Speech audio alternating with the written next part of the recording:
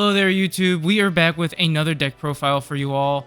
Today we're going to be breaking down my take on the new Silphymon and Valkyriemon support that we are getting with the release of BT-16, which is just around the corner. This archetype is definitely something that I enjoyed back in BT-8 when it first hit the scene, and I'm really excited to see more support given to it.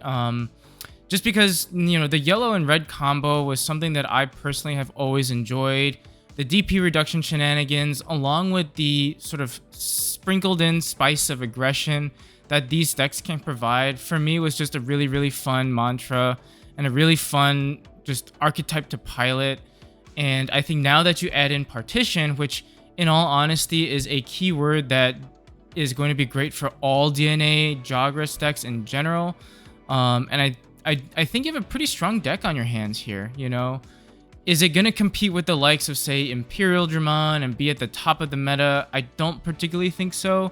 I think it does struggle a little bit from some missing pieces that Imperial has, which we'll be going over towards the end of the video.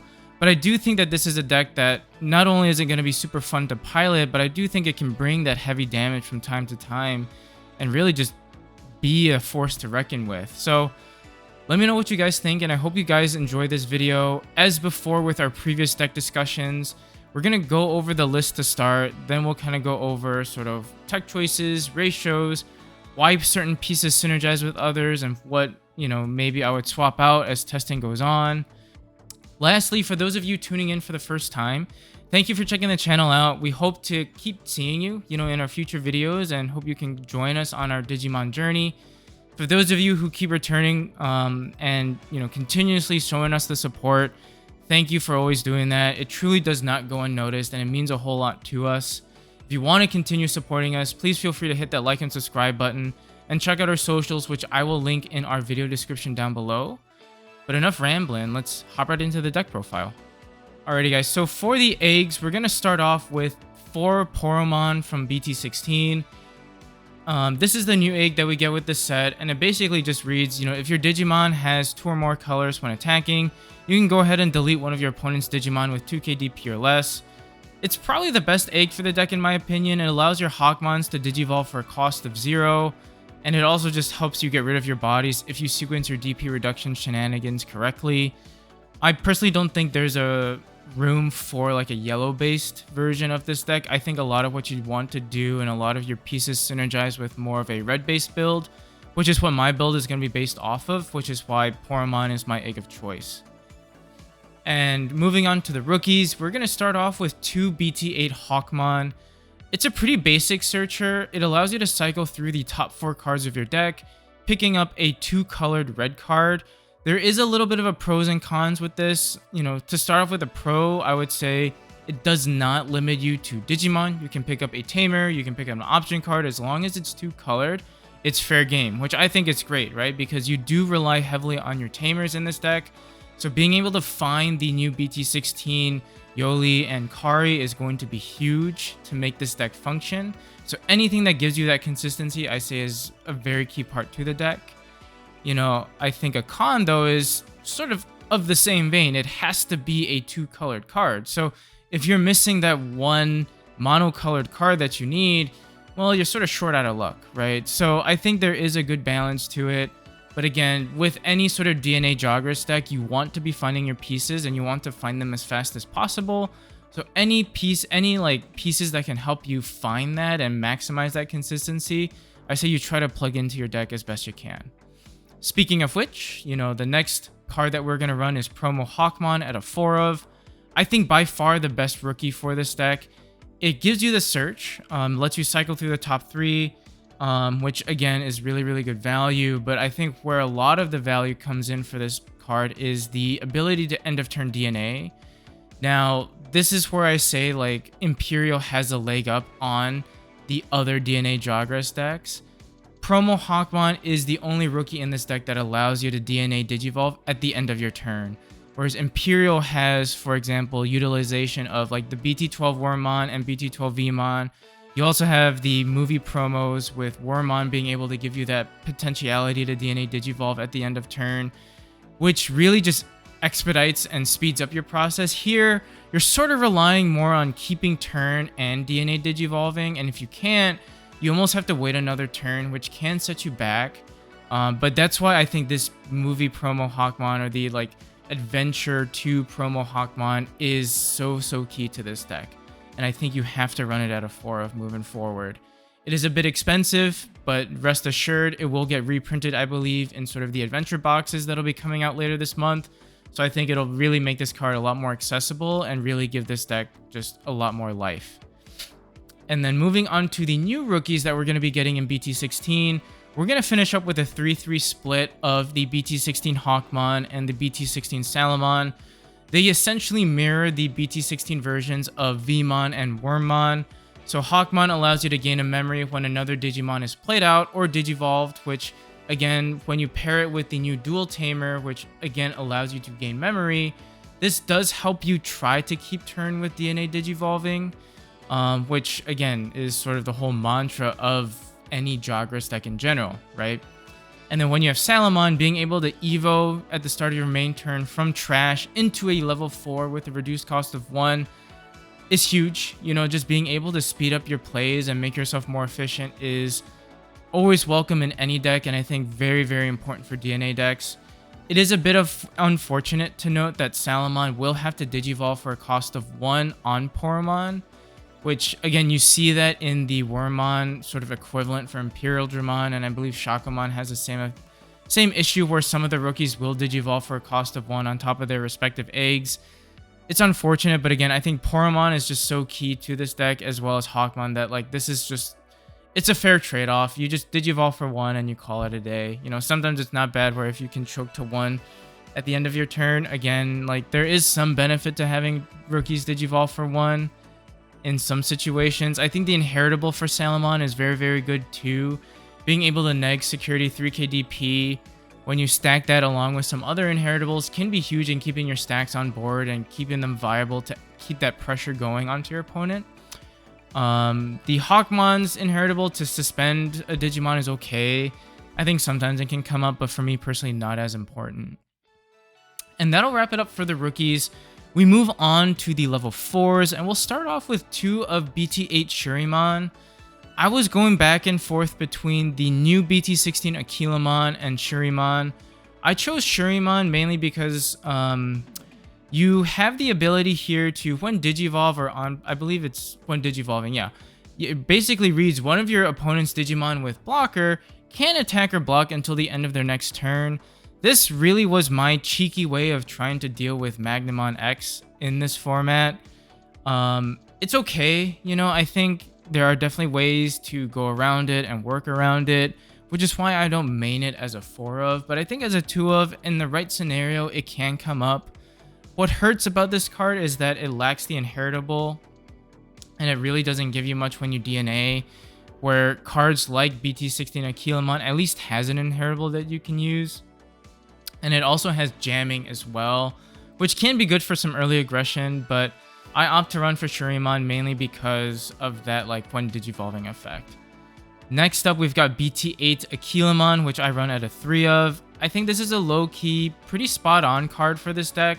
It's a cheap level 4 to play out. You can basically slam it down for 3 if you have a yellow Digimon in play, which, again, if you're working towards a Jawgrass play, that's typically what you want to be doing is low-cost playouts. And pairs very well with a promo Hawkman. You know, a lot of times I'll have like a level 4, whether it's a Gatomon or a Harpymon with the promo Hawkman inheritable. I slam down that Aquilamon. Even if I pass turn, I can DNA Digivolve, tap my Tamers, gain a memory, do all those shenanigans. So I think it's really neat. The inheritable I think is also really good. It's a one attacking inheritable, which is not a once per turn, and allows you to essentially pop a 5k Digimon or less. So, you know, with how much your DP reducing and how much you can string those combos along, you know, that 5k pop can be very pertinent and very effective too. You know, a lot of times you're not just popping like level 4s, level 3s. You can be popping level 6s if you can string on all those DP reduction plays. So I think it's a pretty easy condition to meet, which is why I really love that inheritable. Now, moving into the BT-16 level 4s, we're going to start off with 4 of the Harpymon. The effect is pretty solid for me. You know, it allows you to either recover or gain memory, depending on where you are in security. So if you have, I believe it's 3 or more security, You can go ahead, swing, you check security, you gain a memory. If you have less security and you check security, you can go ahead and recover 1, which I think is sort of a nice blend of, you can kind of situationally use this card. Has armor purge, so most often than not, you're sometimes not afraid to swing if you have enough memory. Sometimes it's just a good way to get some early aggression on. And then the last level 4 that we're going to run is the new Gatomon as a 3 of. We have both on play and when digivolving effects with this little guy. Basically, it reads when you can trash a card, you can pick up a 2-colored level 6 or lower card that has red or I believe purple in its trait, in its like color schemes. Which, again, is huge if you're missing, like, your Silphymon or your Valkyrie Ace. You just want to add it back to hand. You can go ahead and do that. The inheritable to also neg 3k DP on security can really come up. If you can string along the Sala and this as an inheritable, you're swinging its security with a, neg 6k sort of buffer into it. So I think really, really good. You really want your bodies to stick out on board, because it really forces your opponent to just say, look, if you don't deal with my board state, I can game you next turn or the subsequent turn. So I think it's really, really good to have those DP inheritables, and I think really, really key to the aggression for this deck. Moving on to the level 5s, I think this is a pretty straightforward rundown. We just run a 4-4 split of the old BT-8 Silphymon and the new BT-16 Silphymon. In my opinion, I think old BT-8 Silphy is pretty okay. Like, it's definitely not as good as the new one. I think being able to neg 5k DP on a Digimon and then pop a 5k or less can still come up. A thing that I will point out is that a lot of times I feel like a lot of folks will kind of tunnel vision on, 5k and then I pop that same Digimon. You don't necessarily have to do that, right? You can reduce 5k on something, pop something that's lower than 5k, swing and pop another 5k if you got the right inheritables in. So this deck in general is really, really good at dealing with wide boards and smaller bodies. And I think, being able to utilize that and see those combo plays is going to be really interesting into next format, right?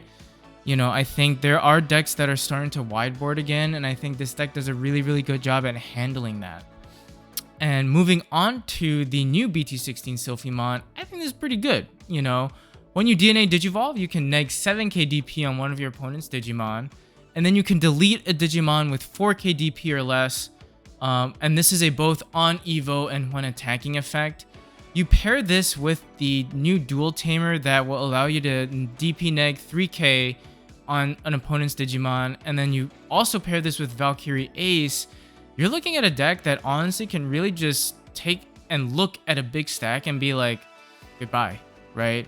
If you can string along your combo plays, you can deal with wide boards, you can deal with big bodies, and you can really just establish a board presence and push your aggression that way, which is what this deck wants to do. And I think honestly is why I really do enjoy this deck. This is how I love to play the game and interact with cards and interact with my opponent's board state, and this allows me to do that with a little bit of aggression spice, which I really, again, it's just really fun for me. And then the new BT-16 Silphymon, having that partition keyword is also just really, really good.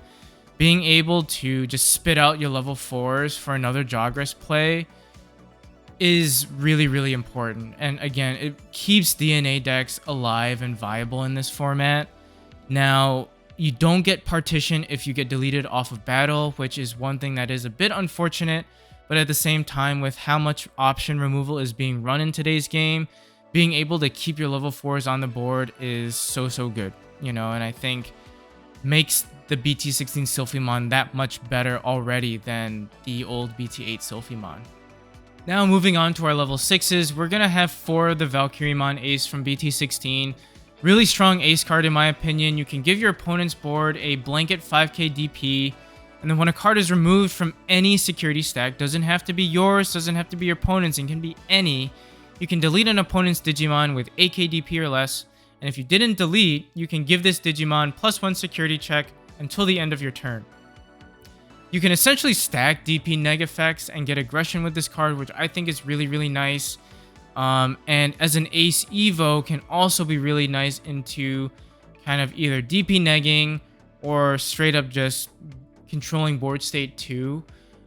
It is scary, you know, as a level 6, Overflow will pass over 4 memory, so if it does hit a security bomb or gets removed, it can be painful, you know, and really give your opponent a lot more resources to work with.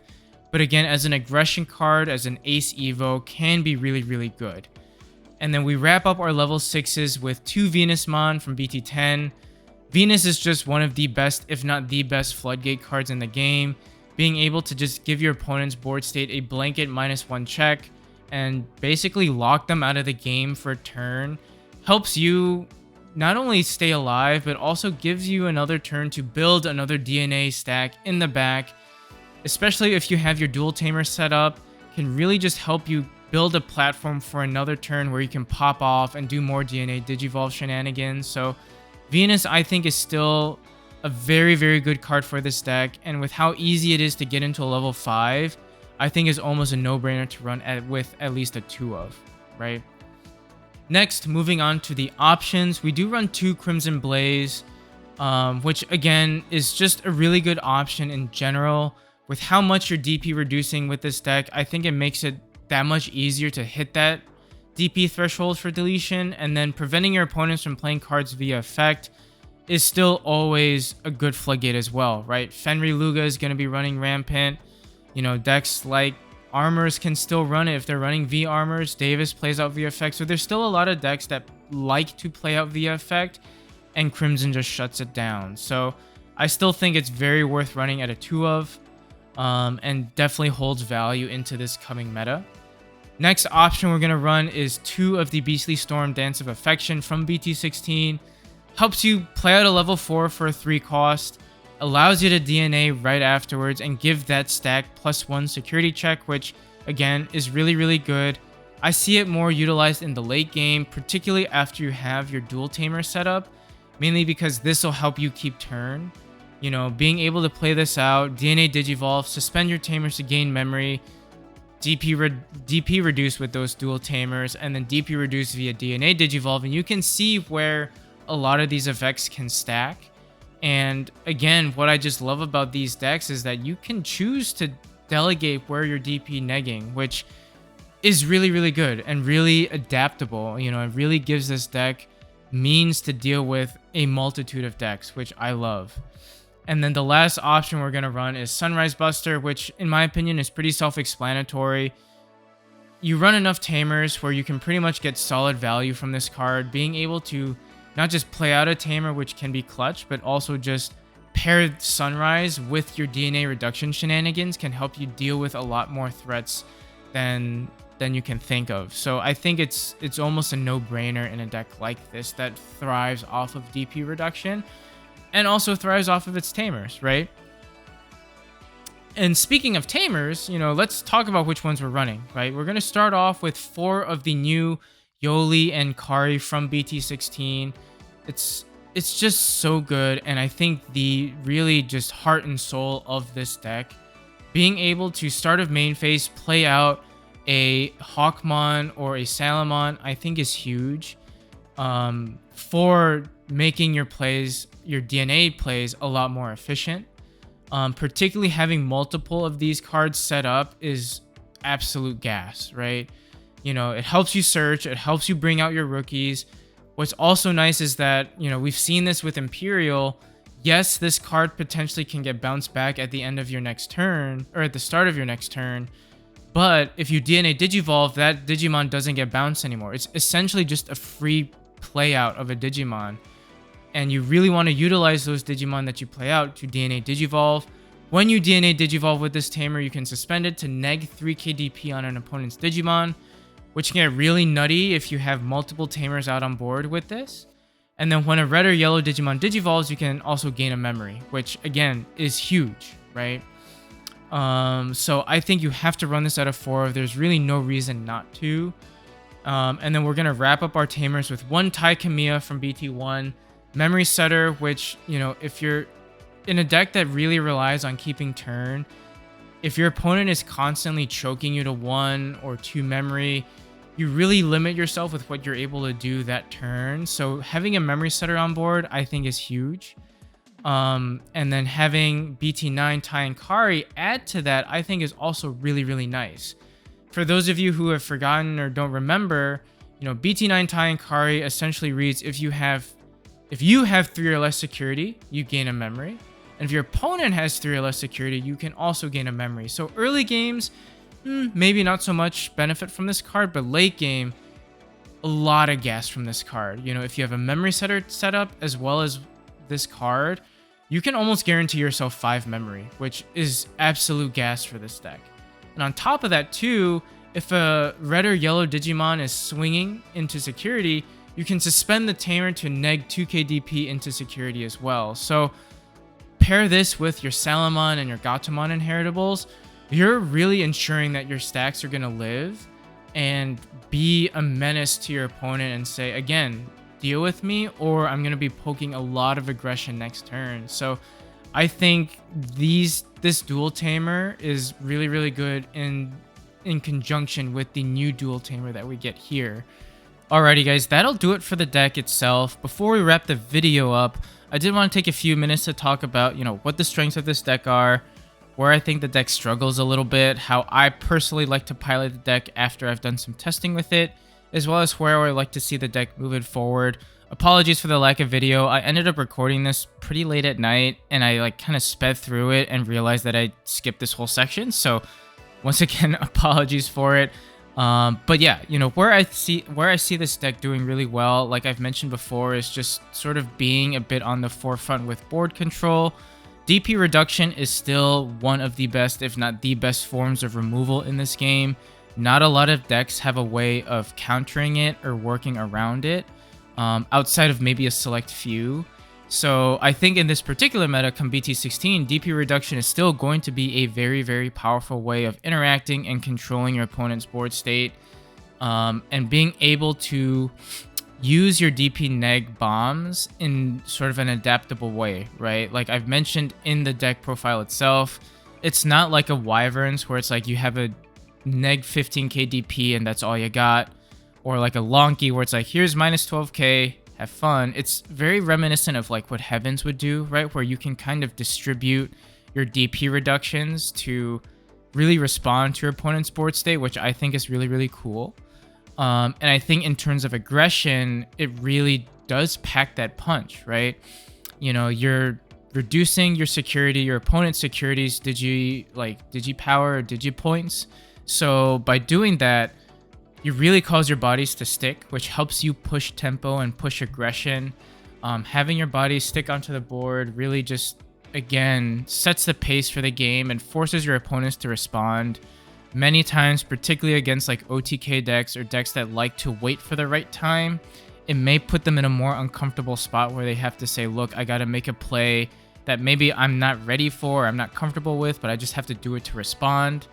And your bodies will stick because with the Tamers that I'm utilizing with BT-9 Kari, as well as the inheritables that you get from Salamon and Gatomon, more often than not, your stack will live, right? And you want it to get that check-in so that it stays on the board, and again, your opponent just has to deal with it. And if they don't, there's another turn where you can push aggression, which is sort of how I like to pilot the deck. I usually will say the first couple of turns, I'm really just utilizing my searchers to float some early mid-range pokes in to kind of get my pieces ready until I can kind of go for my big Jogress play. I usually won't go for an early Jogress because if you think about what Sylphia and Valkyrie want to do, a lot of their effects are usually there for a response against your opponent. You're using their when digivolving effects or DNA digivolving effects to interact with your opponent's board state, interact with their field, and try to get rid of things. If you DNA digivolve and there's nothing to interact with, it sort of just feels bad because you've kind of wasted that opportunity. So what I usually will do is I will, like I said, I'll try to get some early poke damage in with my searchers, find my pieces so that when my opponent starts to give me a board to interact with, I've got things ready to go and, I'm ready to interact with them, right? That's where I will say like the deck will also have a weakness is that if you can't push that aggression, there are times where your opponent really can just blow right through you. I've mentioned this already. It does not have the tempo or the sort of speed that Imperial has with its DNA digivolving.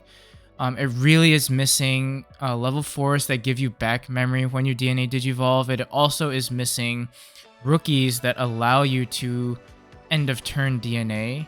Right now, if you don't see promo Hawkman, you are relying on just finding the pieces to keep turn and then DNA digivolving.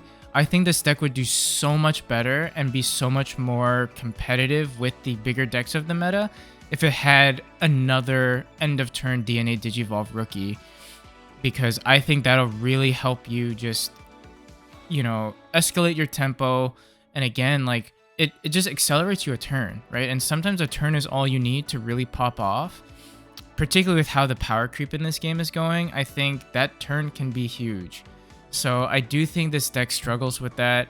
I think that it also struggles against decks that will OTK you, because most of the time, again, you don't have a lot of security bombs outside of Sunrise Buster. Otherwise, your opponent's just giving you Tamers potentially, but if they OTK you, they don't really care. And like I said, if you don't see your memory setters or you don't see your Tamers, you really just can't play the game. You know, not seeing your dual Tamer really just puts you back a step. Again, because you don't have that end of turn DNA, you kind of have to rely on more efficient plays to get your combos going. So you really, really need to see this dual Tamer to be competitive in your rounds. So obviously for a deck that's super reliant on one or two pieces, if you miss those pieces, it will struggle, where I think that's a huge weakness. But like I said, you know, other than that, I think the deck is a really, really fun deck to pilot. It's really nice to be able to interact with your opponent's board state and try to kind of string your DP shenanigans along to... It's just really gratifying for me personally, right? Like if I'm able to like sequence my DP reduction and be like, wow, I just got rid of like 3 or 4 bodies there and then, it feels real good, man. And it's just real fun at that too. I do hope in the future we get more support. You know, I do think, like I said, the deck would benefit from more end of turn DNA digivolve rookies. I think it would also benefit from a better memory setter tamer. I think Tai is decent, but I think one that's a little bit more in line with the archetype would also be helpful. And getting more level 4s that will do more. Right now, I think Harpy and Shuriman don't have inheritables at all. You know, it just would be helpful to have level 4s that give a little bit more to the deck, similar to what Imperial has, right? With like jamming, piercing, etc. But yeah, and that wraps up the deck, guys. So let me know what you guys think. Again, I think this is a really fun deck with a lot of potential. Is it going to be tier 1 right off the gate? No, but I can only see more support being added to this deck. And I think there's going to be a lot of expression too. You know, my build is definitely not the like cookie cutter build for it. I think there's a lot of ways you can build this deck and a lot of different variants you will see moving forward as the meta gets fleshed out. And I'm excited to see what people cook up with it. So again, let me know what you guys think. Let me know what other cards you would run. Let me know what other combos you can see yourself running with this deck. I would love to see different builds of it. And it just is great interacting with you guys when it comes to theory crafting. You know, you guys have provided a lot of ideas, a lot of great things, and a lot of things that helped me grow as a player. So, you know, the more discussion we get, the better, the more I'm all for it, man. You know, so let me know. Thank you all for tuning in. Once again, if you want to continue supporting us and you like what you see, please do consider hitting that like and subscribe button. It would mean a whole lot to us. And, you know, check out our socials, which are linked in the video description down below. And as always, we'll catch ya on that flippy flip. Bye-bye.